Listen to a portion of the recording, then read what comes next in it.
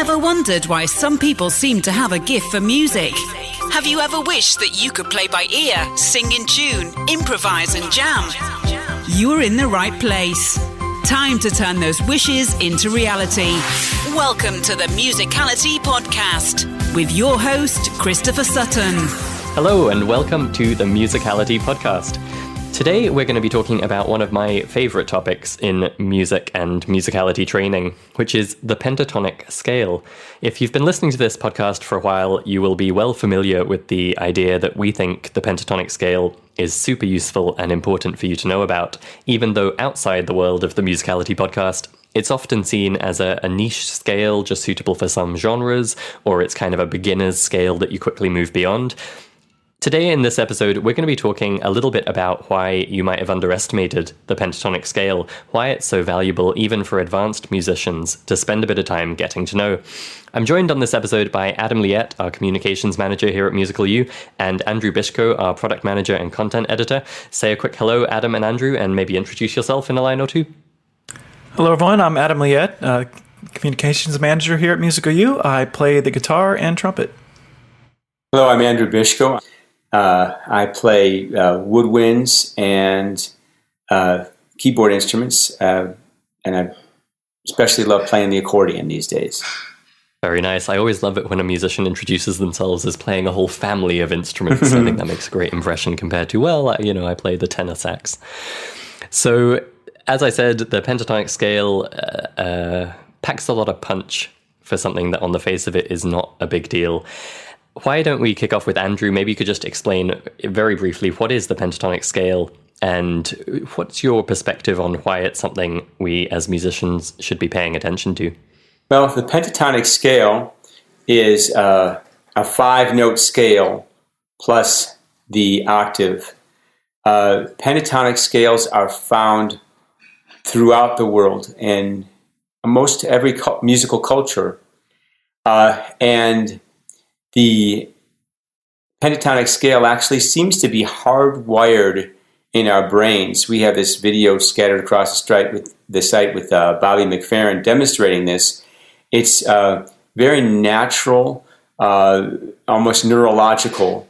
And the major pentatonic scale that is most common in our culture is like the bones of the other scales. You find it those same notes in both the major and minor scales. Now, many people, when they talk about learning the pentatonic scale, on many instruments it's kind of easy to play. And so they say, oh, I know how to play the pentatonic scale. I know this pattern on my instrument. But the important thing about the pentatonic scale is not just to learn how to play it, but really how to hear it. The notes in the pentatonic scale are consonant with each other, which means they all sound good together. So when we're able to differentiate the steps in the pentatonic scale by ear, we've accomplished something really deep musically that will help us to understand all the other scales. In a way, it's even more difficult to get the pentatonic scale by ear because all the notes sound so good together. None of them really pop out as like, oh, that sounds strange here. So when you have that, not just on your fingers, but in your ears, it's super, super useful and expands your ability to hear music in any key and with any scale in a very powerful way. I'm imagining a very powerful whale. Yes. Yeah, I think that's the critical point, or it was for me at least, which was, I think even though I learned how to play the pentatonic scale, it wasn't until I tackled it from an ear training perspective that I really understood kind of the point of it, or what made it worth thinking about. And, in a nutshell, it is a 5-note scale, or at least a 5 or 6 note, depending on how we're counting. But those are notes from the major scale. And we've talked on this podcast before about the major and minor scales and about different modes. And it took a while for it to sink into me how important it is that the pentatonic scale is using notes from the major scale. It's not just 5 random notes. You can come up with random 5-note scales all day long. But the major pentatonic that we're talking about, and indeed the minor pentatonic, it's using a subset of that major scale, which is everywhere in music in some way, shape, or form. And so just to be clear, I'm going to bravely try and sing, though I haven't warmed up or practiced. But, the pentatonic scale, if we think of a major scale as do, re, mi, fa, sol, la, ti, do, the pentatonic would be do, re, mi, sol, la, do, la, so, mi, re, do. And so you're just pulling out that fa and that ti, and as Andrew said just then, those are the ones that jump out from a harmonic perspective. They're the ones that sound a bit odd once you get used to hearing just those pentatonic notes that all kind of blend nicely together. And I think once you get that framework in your head, it's incredibly easy to fill in that fourth and seventh, the fa and the ti, as extra notes that then jump out at you. And so from an ear training perspective, it's a huge head start in wrapping your head around that full major scale. There's that bit of science that everyone always quotes, that the brain can remember 7 things at once, and that's why phone numbers are 7 digits long. And I don't know, from a musical perspective, I definitely found it to be the case that getting your ear around just those 5 notes, do, re, mi, so, la, or 1, 2, 3, 5, 6, is dramatically easier than trying to tackle all 7 or 8 at once. Adam, how about you? How did you first come across the pentatonic scale, or how does it fit into your own musical life? I'll be honest, I didn't know it was 5-note scale until I'd been playing them for years. I was a self-taught guitar player, even though my background is very formal, classical background, conservatory music. When I started playing guitar, or when I was playing guitar, to this day, if you hand me a piece of standard notation and say, play this on your guitar, I can't do it. I never applied that skill of standard notation to my guitar playing because I grew up in the era of tab. And those of you who are under 30 won't remember this, but we used to have these things called dial-up modems that would, hog up the phone line at 14.4 kilobytes per second. And there was this disparate array of tablature music sites that you could just download these free tabs from. It's before ultimateguitar.com. And that's how we would learn. Me and my buddies, we were playing in the garage. We'd either learn by ear or through lead sheets we'd find, but mostly as these self-made printed tabs.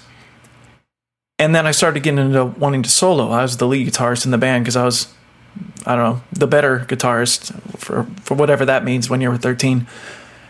And so I found this sheet in Guitar World, and it was just the pentatonic scale up and down the fretboard. And it was just these shapes, these patterns.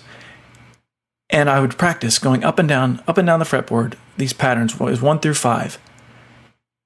And just by playing in the pattern, as long as you knew the key you were in, you could play anything.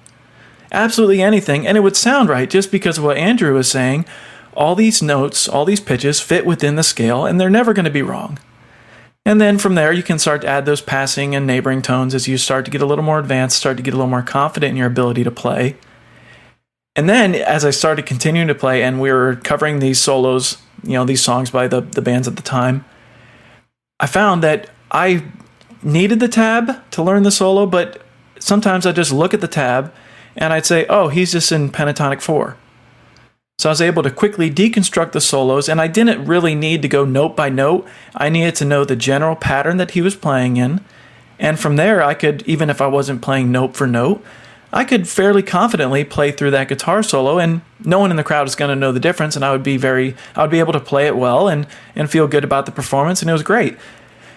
And even as we move on to being a more advanced musician, these are fundamentals, and so it's something I continue to practice when I pick up the guitar. It's just every now and then I gotta go back through my pentatonics, make sure I still have this under my fingers, because I still play it all the time.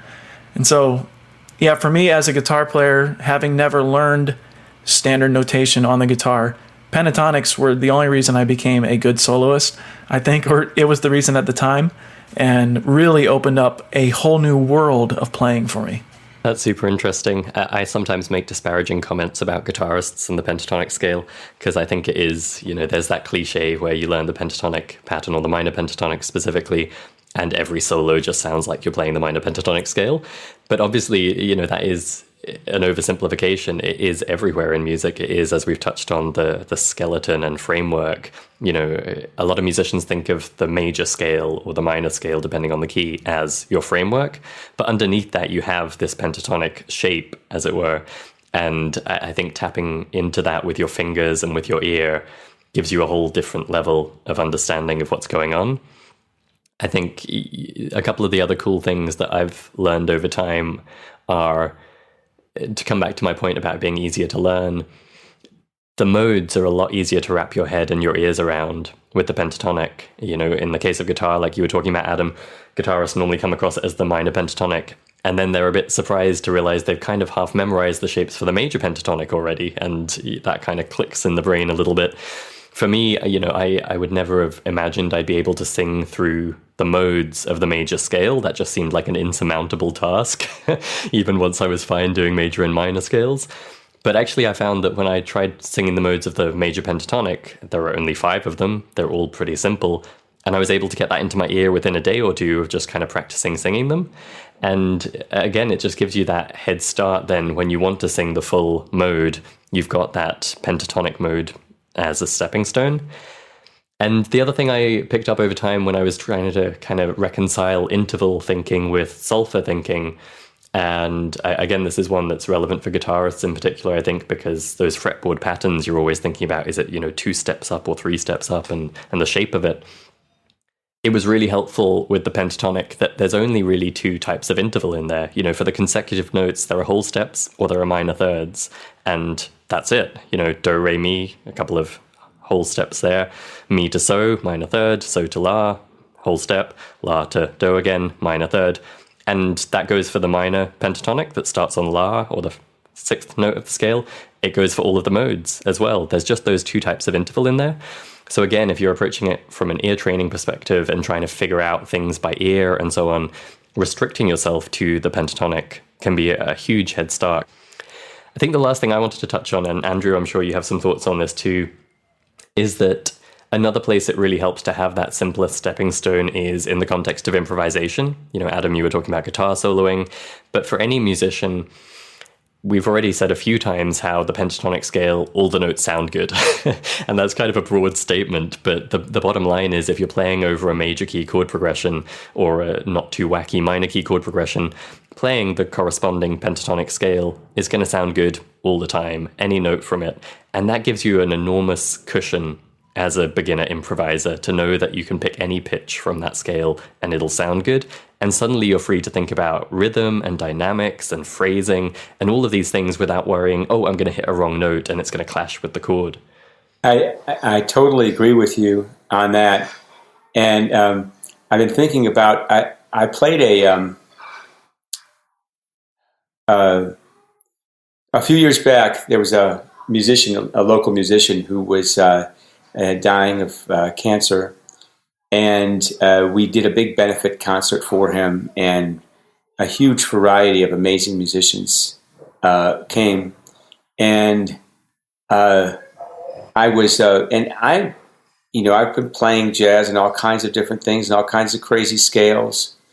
But I did something where I was accompanying some people that were singing. I was putting counter melodies into a song, and really amazing classical guitar player that was there came up to me and said that he really appreciated the way I worked with my pentatonic scales and kept it so simple and so beautiful. The melodies you can make with this scale are so beautiful. And I wasn't consciously doing it, but it was right there. And it's because exactly what you were saying, there's many times a beginner improviser is freaking out about what notes they're going to play. Am I going to play a wrong note? But if there's no wrong notes, if all the notes sound good, then you get into the meat of things. Like you were talking about the dynamics, the rhythm, making something beautiful. And I think that's such a valuable gift that we can enjoy. And sometimes it feels like it's a guilty pleasure, but there's nothing to feel guilty about because it's music and it sounds beautiful. 100%. Well, I have a soft spot in my heart for the modes of the pentatonic scale. And I think we're going to have to do a separate dedicated episode on that topic because there are a bunch of really interesting things that come out of it, including what you just touched on, Andrew, which is that this simple pattern can actually be really musically interesting. So I think we'll save that as a topic for another day and wrap things up here. I hope that our discussion has given you some fresh ideas about the pentatonic scale, or at least encouraged you to spend a bit of time exploring it, because, it may take 30 seconds to learn how to play it in one key on your instrument, but that is a tool that can be explored and developed and extended and applied throughout your musical life, whether you're a beginner, intermediate, pro, teacher, professional, like wherever you're at and whatever instrument you play. The pentatonic scale probably has a lot more to offer you than you may have realized. Thank you for listening to the Musicality Podcast. This episode has ended, but your musical journey continues. Head over to musicalitypodcast.com, where you will find the links and resources mentioned in this episode, as well as bonus content exclusive for podcast listeners. That's musicalitypodcast.com.